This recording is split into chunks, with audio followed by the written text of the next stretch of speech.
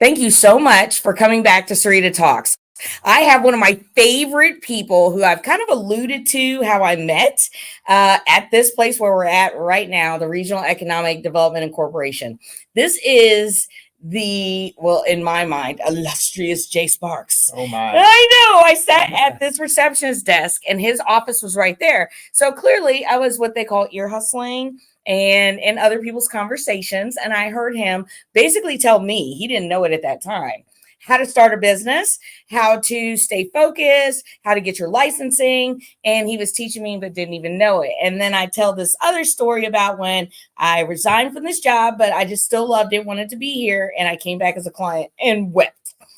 Jay, tell us about the sage wisdom that you imparted to others. Oh, goodness. A little bit of it. Oh, goodness. I don't know if it was sage wisdom or not. I really, really enjoyed, I just really enjoyed helping people, being a cheerleader. I was definitely a good cop, not bad cop, business coach. I definitely was somebody who wanted to support, bring everyone in, hugs and feel good and support. Now, I mean, we would talk about things that weren't working, and those were hard conversations. But really, I think so much of entrepreneurship is just a grind. And if you don't have some folks, you don't want yes people who are just telling you yes to everything. Yeah. But you want people who can break it down to you in a way that doesn't crush your spirit, because the world does plenty of that. Yeah. Well, I'm glad you pointed that out, because I always got this feeling that when people came in and talked to Jay, you were sometimes a counselor and a mental health aid in some ways, because people would, sometimes be beat down or be going through what I would call like a business depression. Is that a thing? Sure. Well, tell us about some of the cases of business depression and how they may have came about. Well, I mean, I think so many folks, entrepreneurship can seem real lonely.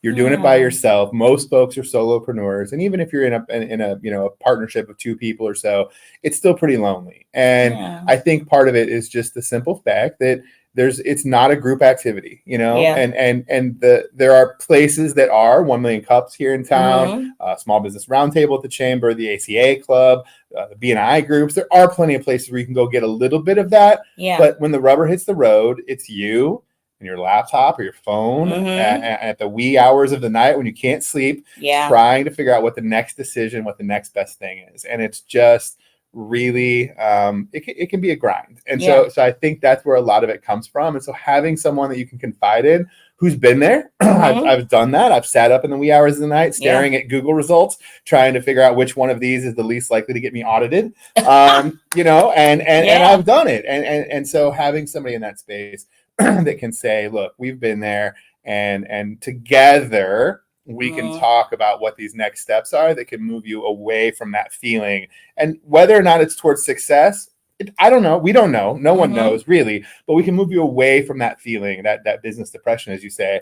We can move you into a better place so that your decisions are more informed, you're feeling better, you're acting better, and those kinds of things. You know what? And I really feel like that kind of alludes to mentorship. So I really got the feeling when a lot of people came in to see Jay that they were more than just grasping the knowledge that he was so kind to impart in such a beautiful way. They also were trying to emulate those behaviors. And I always try and tell the audience, anyone that's listening, find somebody that's got what you want, hang out with them, and find out. And we also learn from other people's mistakes. But I want to talk about a mutual friend of ours, Evan Foster, because me and Evan kind of jumped out around the same time. And I remember when Evan came in, we kind of saw his idea take off, but there were some other things going on. And just to talk about perseverance and grit, can you give us an example? Because Evan's a great example of perseverance and grit. And he even helped me to start my show.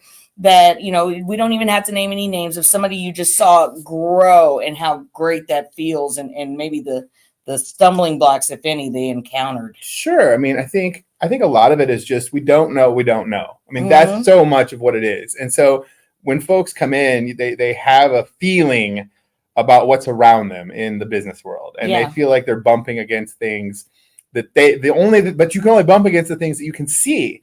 So when you have a limited vision of the landscape and the world of the business, and so I'm thinking one person in particular here that I worked a lot with when I was at the Hub, and you know, when he started out, he was bumping against a lot of things. Yeah.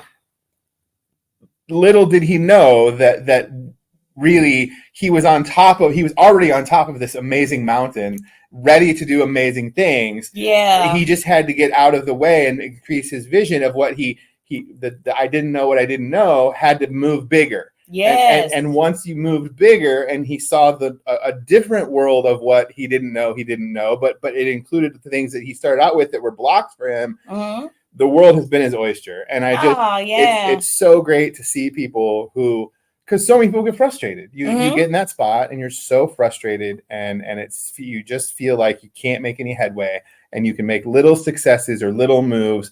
And when you zoom out and you're able to take in and say, oh, these 3 things that are around me that I keep bumping into, they're just small potatoes. They're small fries. Right. And it's now, when you get to that bigger view, the problems you see are way bigger problems to deal with. Yes. But at the same time, it means you're having greater success and doing bigger things. Right. Right. And sometimes that inertia is what you need to get going. And so with the perseverance, the grit, but I think it's that vision of again, you don't know what you don't know, and just keep widening that circle and limiting the things you don't know by, like you said, the mentorship. You find those people. And the one thing I'll say about mentors that we have mentioned, I've mentioned several different times in other pieces, don't find a mentor who's already over the hill. And I don't mean that in an age-wise, but don't find one who's already comfortable in their success, because that might be someone you can still learn from, but that person might not have that remembrance of those wee hours,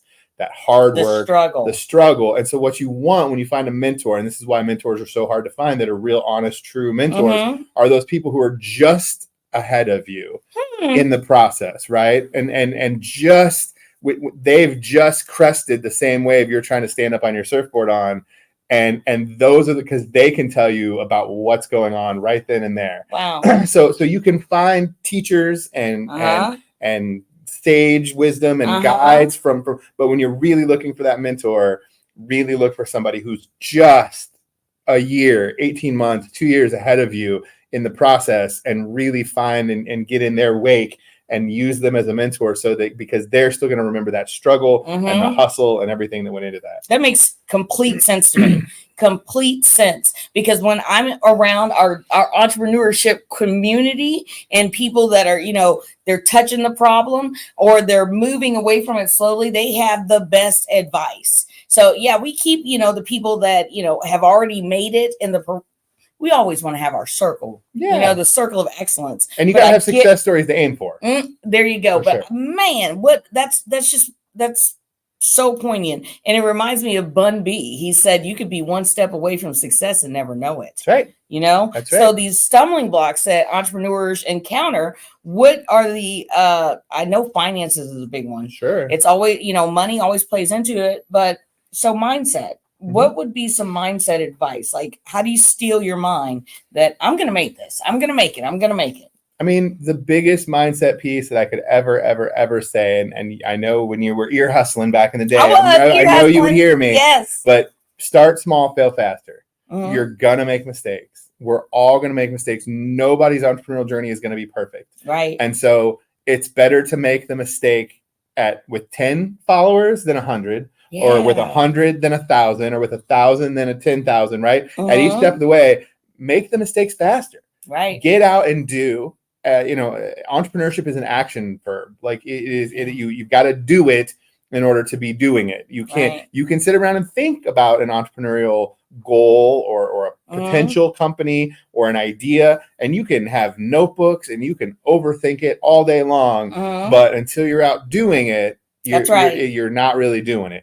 And but when you do it, you're going to make mistakes. And that's one of the things that holds people back, is to say, well, if I can overthink it a little more, I'm not going to make this mistake. And then if I overthink a little more, I'm not going to make that mistake. But then what you're going to find is you waited 2 or 3 years, and then when you finally do it, you're still going to make a different mistake right out of the gate. Right. So you might as well just go ahead and make those mistakes And that's part of the mindset, is knowing Mm-hmm. that it's not a value reflection on you. It's not even really a value reflection on your business or your business idea. You're going to make mistakes. So just pick yourself up, dust yourself off, and say, it's only a failure if you didn't learn from it. Mistake you're going to take, and you're going to learn from it, and you're going to move on to the next thing.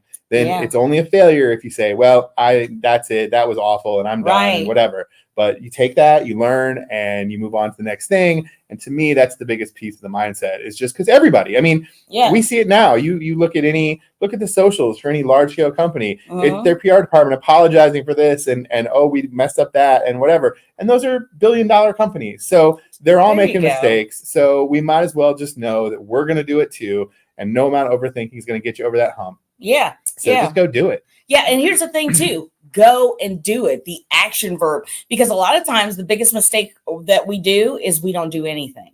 We have these ideas and we don't move on them. Like I had all those ideas. I resigned. I said, I'm going to come back as a client. And like maybe a week and a half, I said, well, what's stopping me? They've got this studio right here. I have a story to tell. It's pretty interesting. It's different than, it's different than your next door neighbor. So I want to get out. I want to help the people I left behind. And I'm in the spot where I can make it happen. So what took me so long? I just had to quit my job. I don't recommend that to everybody. No, I don't recommend that to everybody. But, I went from the receptionist to something like a big deal. Just kidding. Anyways, though, in my mind, I had to. You have to step out on faith. And I feel like this. Another thing that gets people business depression is, like you kind of said, you tie yourself to that. So any hit that you're taking, it's like, oh, they're hitting me and they're hitting my ideas. And these are just big stumbling blocks. But what else would you identify that possibly the young entrepreneur could be doing? First, you got to jump off the porch. You got to do something. But what do you need to do to keep that flow, that momentum for the wee hours of the night? Well, I mean, there's so many different pieces at that point. I mean, the Choose Your Own Adventure book gets pretty complicated at that point. Yes. Because there's so many things to do. You have to be your own HR, your own IT, your own, all your own research and development. I think the biggest thing is one of the things I'd say is in the process of this, and I'll kind of go back into that overthinking moment, right? You're thinking about getting off that porch. You're thinking about making the action verb moment for a business idea. Yeah. But one of the things I want you, this is still an action step, but it kind of fits into your overthinking. If you're overthinking by yourself, and you might have this idea, and you tell your best friend about your idea. Okay. What's your best friend going to say? Your best friend's going to say, they're probably going to support you. That's so good. Yeah, they're going to support you. or you make, hopefully, you make really good chili, and everyone tells you, oh, you should just bottle that up and can it and sell that. That's great chili. Like everybody should have that chili. That's your friends and family, right? Right. You got to go out and get beyond that level and do a little market research. That's the one. That's the first do that you can do while you're still in that, because some people are real comfortable in that overthinking mode. But something you can do during that time is make sure you have a market, make sure you have a customer base. Is that break down layman's terms? I had a group here of hub clients that were younger, and they wanted to start a fitness piece, and they had all these ideas. They had some backing, like things were kind of going, and I told them during one of our first meetings, you guys got to get some clipboards and some pens, and you got to go stand in front of Crunch and Planet Fitness and Golds and all the places. And you got to ask these people that are coming in and out of there if they want what you're offering. Yeah, because if they don't want it. And they kind of looked at me like I was growing a second head out of my neck. Like they looked at me kind of crazy. And I didn't hear from them for, we're supposed to meet every month or so. And I didn't hear from them 6 weeks, 7 weeks, 8 weeks went by. And finally they got back on my calendar. And I thought, okay, well, I hope everything's okay. They came back in and they wouldn't kind of look at me. They kind of were sitting off to the side. That's the entrepreneur shame. And I said, well, that's the walk of shame. What's up? And they're like, so we did the clipboard thing. And I was like, oh, really? What happened? And they're like, we're going to pivot pretty hard because of what we learned. And I'm like, well, don't be ashamed of that. That's great. And it's great that you found it out now and not after you did all the work and all the things and put everything in place. Yeah. And then went out and then again encountered that first stumble after overthinking it. You got to get out there. So like I said, when you're talking about young folks especially, you got to get beyond your friends and family. You got to get beyond that first connection circle. You got to get that second, third, or stranger level connections. Right. And once you get there, you can ask those questions, craft a survey that gets people thinking about what you're offering, talks about your competition and how you compare with them, and then get into that space. And I think that will give you so much information. Yeah. And that's not personal. That's these people that you're talking to, they're friends of friends or they're strangers. They're just answering a survey, and they're really trying to answer that honestly, hopefully. And then it's not personal. Then it's not when you release something and none of your friends and family rush out to buy your first offering or support your first offering, and it feels real personal. Here, if you get a lot of negative responses back, oh man, I need to make some changes before I try this again. But guess what? If you get a bunch of negative responses, you make a bunch of changes, guess what you got to do before you launch? Do the more market research. You got to do it again same thing. until you find that product market fit. It's so important. So again, for those of you that are in that overthinking place where you feel real comfortable because you don't want to be out there yet, that's something you can do, an action verb to be out there doing. Wow. And let me tell you this, if you've got a product or a service and you're not targeting your audience, or you're not finding who the target audience is to target them, then you're missing a big chunk of your business, because you have to have a client base. So when you're doing these surveys, what's a way to ramp it up? Networking, because I realize the importance of networking. Yeah. But when you start to network, you start to know people and build relationships. What's a way to step out of that possibly?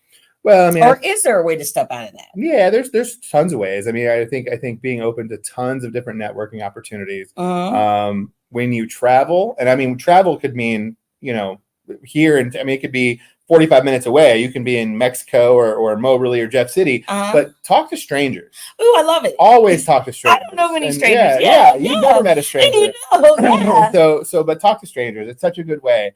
It gets you out of your comfort zone. It puts you in a space where you have to listen and empathize a little bit, and there's a give and take and a share and a back and forth when you talk to somebody like that. But you never know what you're going to learn. You never know what you're going to do. And just when you think about your surveying, or when you think about how to get to beyond that first level of connections, you got to think about who's your target audience and what are we doing, right? What are we, if my target audience is, a 50-year-old female, I should be on Facebook every day, right?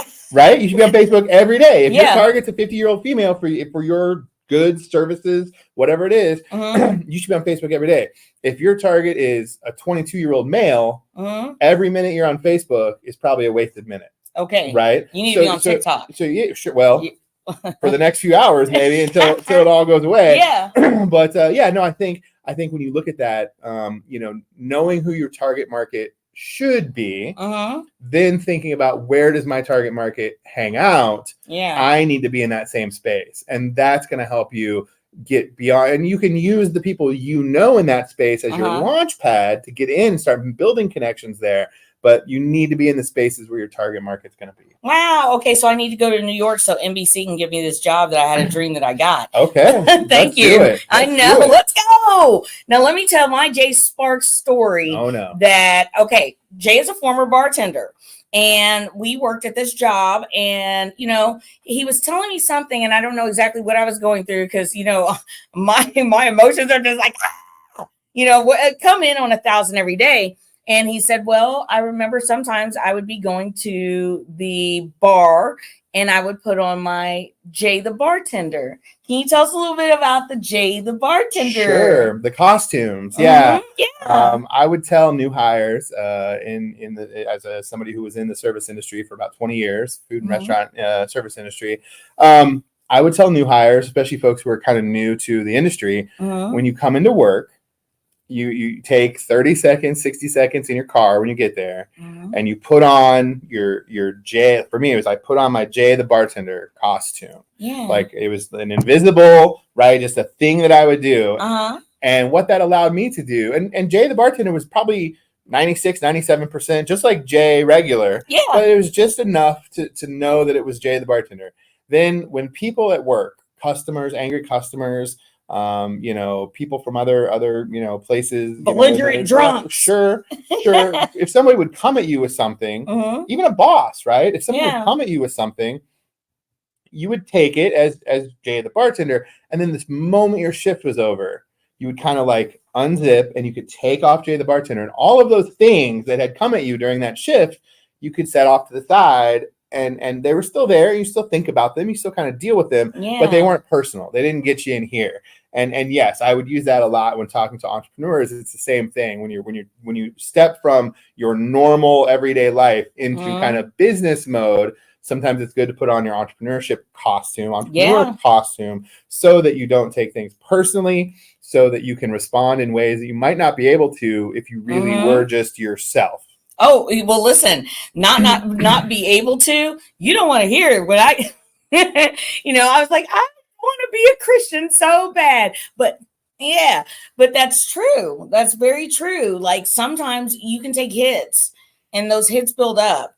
So I want to lead into what you do now, because what you do now is so awesome. And it's like a ramped up version of we're all doing ramped up versions of what we used to do.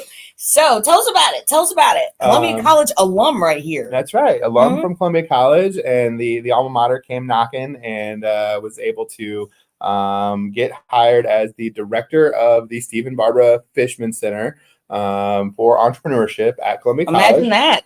Entrepreneurship. Which is in the business school at Columbia College. And there's a new dean over there. He got hired right the summer before I got hired last fall. And he and I are kind of tied to the hip, and we've got a bunch of cool initiatives that we're starting. Nice. We're looking for permanent physical space for the center right now, because it's kind of dwindled just a little bit.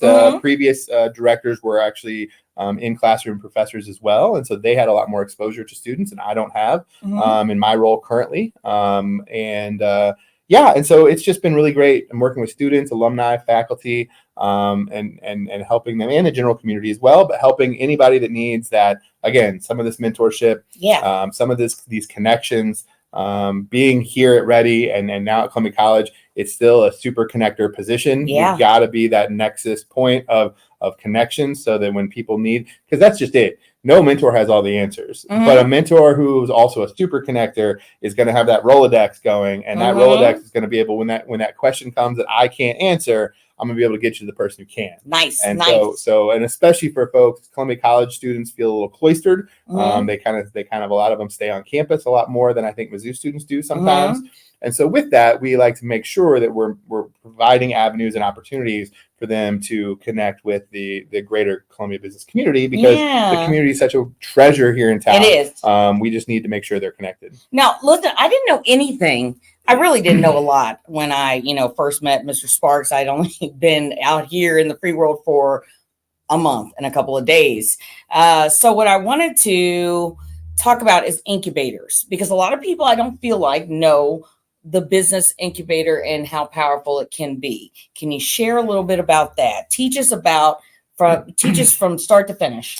Yeah, I mean, I think there's different tiers for that. I mean, you've got something as simple as a co-working space, and a co-working space looks like a shared space. Sometimes you'll go in and you won't have your own space. You just use a desk for the day, and when you come back the next day, you might be using a different desk or whatever. And then as you move kind of from a co-working space to sometimes a more permanent co-working space, will have spaces that people can have that your own. So your desk. So if you leave papers there, or you leave your something there, phone charger there, it'll be there next time you come in, and you can kind of have a permanent space that you connect with.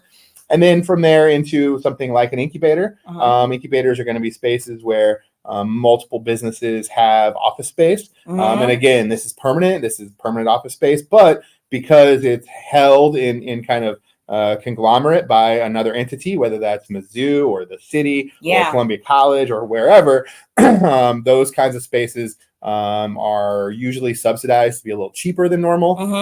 And so because of the shared communal space, while you have your own offices, you do kind of pay that reduced price. But a lot of times incubators will offer voicemail or secretarial services, things like that, that can really help promote your business in a professional manner. All the way up to like accelerators, and accelerators kind of there is a set definition for that, but accelerators are more you're kind of cloistered. You're going off on your own and getting an intense course of study and whatever it is you're working on, from leading experts in fields. And a lot of accelerators, you're going to hear it with a tech accelerator. Yeah. But there's accelerators for other kinds of businesses Right. too.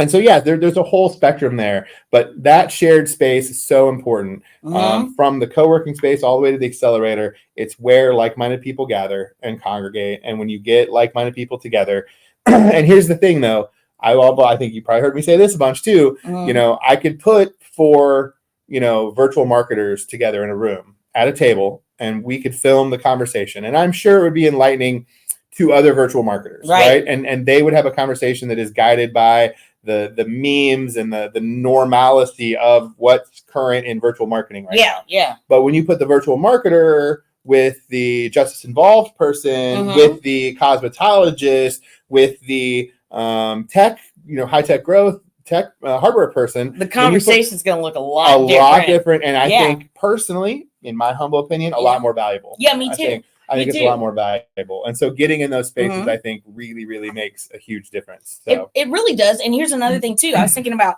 a retail incubator. If you have a product, if you can get in a space like that, people need to realize that there are opportunities. You just got to do a little bit of investigation. A lot of people don't utilize the services that we have here because they just don't know. So that business mindset, if I can just kind of throw my own little take in here, is don't give up. Start somewhere, learn from other people's mistakes, get underneath, for lack of a better word, the people that have done it already but aren't so far away that they can't get it. Now drop some knowledge on us and we're going to wrap it up. Oh man, I don't know about dropping any in knowledge. Like I said, I think Columbia has an embarrassingly large amount of resources. It does. That you just, if you can't tap into the community here, you're just behind everywhere. And we've had people. The other person that was in here when I got here today, I just had a conversation with her.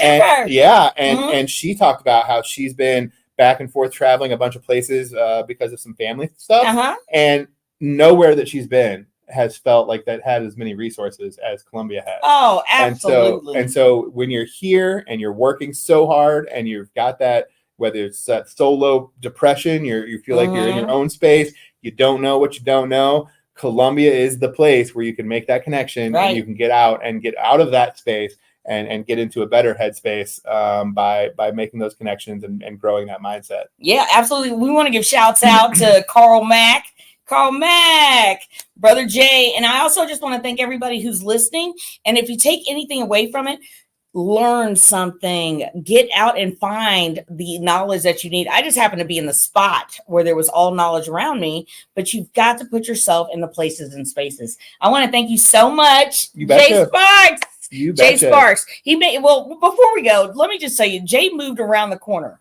in a natural progression, and now he's up the street. There was a bar on the corner. And this is the man. This was the bartender. He came here, rocked it like a hurricane, and now everything's cyclical back at Columbia College. Thanks for tuning in. I hope you learned something. Sarita Talks. Come back. Bye.